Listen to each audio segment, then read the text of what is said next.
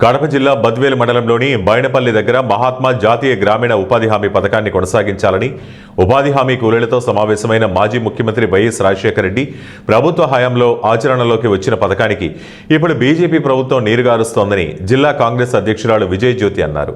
అంతేకాక ఈ పథకాన్ని 2006 ఫిబ్రవరి 2వ తేదీన బండపల్లి గ్రామంలో మాజీ ప్రధానమంత్రి మన్మోహన్ సింగ్, కాంగ్రెస్ పార్టీ అధినేత సోనియా గాంధీ, వైఎస్ రాజశేఖర రెడ్డిలు ప్రారంభించారు. పేద బడుగు బలహీన వర్గాలకు మేలు చేసే విధంగా ఈ పథకాన్ని రూపొందిస్తే ఇప్పుడున్న బీజేపీ ప్రభుత్వం అది లేకుండా చేయాలని చూస్తోందని అన్నారు. ఈ పని కల్పించారు. సెలెక్టెడ్ మాత్రమే కేంద్ర ప్రభుత్వము మా ప్రధానమంత్రి గారు ఎక్కడ చెప్తే అక్కడ మాత్రమే ఆ వర్క్ జరుగుతుంది.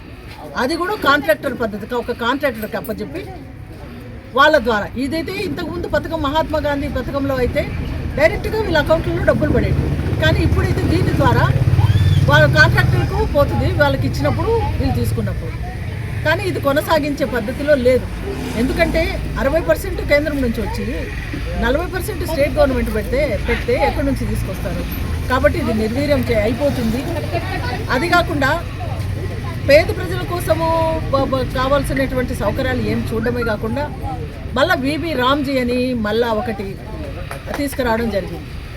ఏ మత విద్వేషాలు, మహాత్మా గాంధీ పేరు తీసేసి విబి రామ్జీ అని పెట్టాల్సిన అవసరం లేదు. మత విద్వేషాలను రెచ్చగొట్టడమే కదా. ఇప్పటికే అన్నదమ్ముల్లాగా ఉన్నటువంటి భారతదేశ ప్రజలలో ఈ ప్రభుత్వం వచ్చిన తర్వాత ఈ రకంగా వైషమ్యాలు నింపి పెట్టినారు. కాబట్టి ఇవన్నీ దృష్టిలో పెట్టుకొని దీన్ని మాత్రం లేదు, ప్రజల పక్షాన పేద వర్గాల పక్షాన కాంగ్రెస్ పార్టీ పోరాడుతూ ఉంది, ఉద్యమంలాగా చేస్తూ ఉన్నాం. మన అధ్యక్షురాలు, రాష్ట్ర అధ్యక్షురాలు పిసిసి షర్మిలారెడ్డి గారు చాలా సీరియస్గా తీసుకొని మొత్తం రాష్ట్ర వ్యాప్తంగా అందరి దగ్గరికి వెళ్ళి ఉపాధి హామీ కూలీల ద్వారా సంతకాలు తీసుకొని కాంగ్రెస్ పార్టీ దీన్ని వ్యతిరేకిస్తూ ఇదే కొనసాగించాలనే ఉద్దేశంతో ఈ ఉద్యమం చేస్తూ ఉన్నాను. కాబట్టి నేను ఒకటే కోరుకుంటా ఉన్నా,